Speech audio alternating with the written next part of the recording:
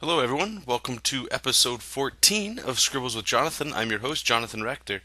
Today, I thought we would just take a quick video of some of my inspirations of artists that I enjoy. I will get this out of the way real quick. The comics that I will show, the artists, I hopefully get their name right, and if I say it wrong, I apologize. But anyway, we'll get right into it. And again, these are just a handful that I could pick to try to fit into this 10-minute video. Um, I don't know what it is about these artists that I enjoy. I'll try to talk about them as I go, but the comics that I show that they do, I don't think they necessarily have to be their best work that I think, just something so I can show you the people that I'm talking about. So, the first one we're going to get right into is Jack Kirby. Um, I decided to do this guy first because he's where it's at. He's where it started. And to be totally honest, I've heard of the name, but up until a year ago, or the start of this year anyway, I really started to look into his stuff. And at first, I was kind of, this is ugly. I don't understand why people enjoy Jack Kirby's work. But the more you look into it, there's things that he's doing, especially back when, this stuff was being made that even today, people still try to do and they still can't achieve. The action that he gets, in such simple boxes is ridiculous. It's awesome stuff. I highly recommend getting into the Fantastic Four things. I know a lot of people don't enjoy the Fantastic Four.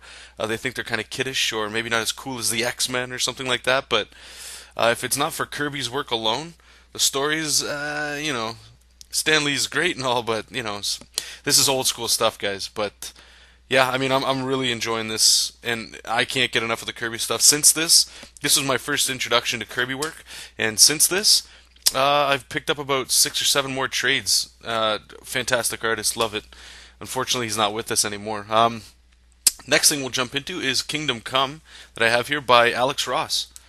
Um, when I first started drawing, like most artists, usually you look into some anatomy books. When I started, it was anime and manga, but Andrew Loomis is who I started to draw from, and Alex Ross. I mean, he's not any different than most of us. He learned the exact same way and the same thing. Most of his stuff does look like Loomis, but he's doing things here. Let me see if I can show you a picture. He's making superheroes, to me anyway, as if they were real, how I would imagine them to look. You see movies of like Superman, especially the latest Superman. He's wearing a speedo, for frick's sakes. I mean, let me see if I can show you a picture of how I imagine Superman to look. If you were to see him. Here, I know where it is. Here, I'm sorry. I apologize for this, guys.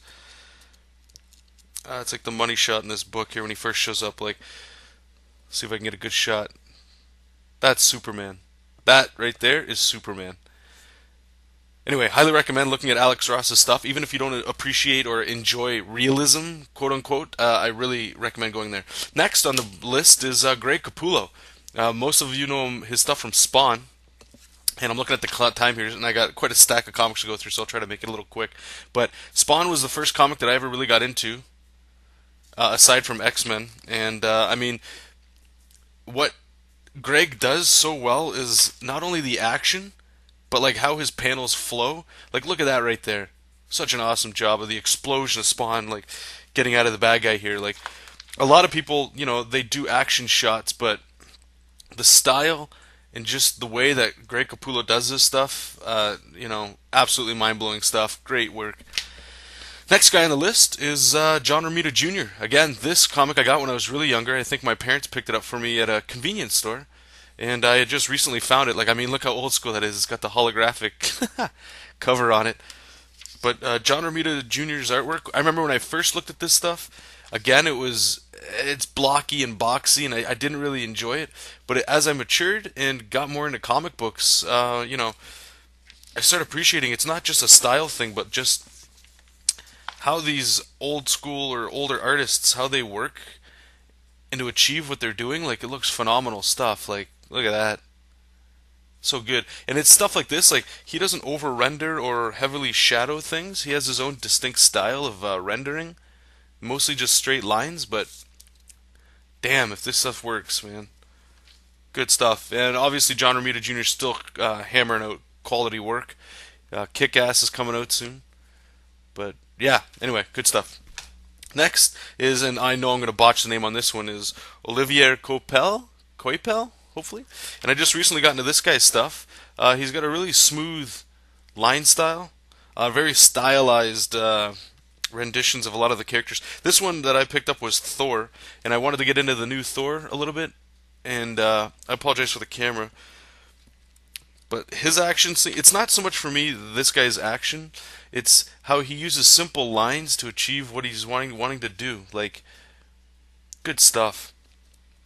And I find the more I start looking into other artists and things, the more I start to I find that I have a pretty heavy rendering style, used for my reference from Finch and Stephen Platt.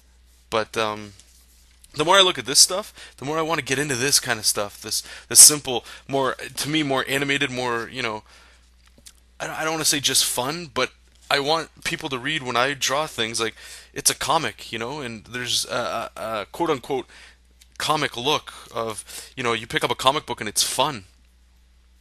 And I find the more realistic you go, like the Alex Ross, it gets into it gets too realistic and it kind of pulls people out a bit.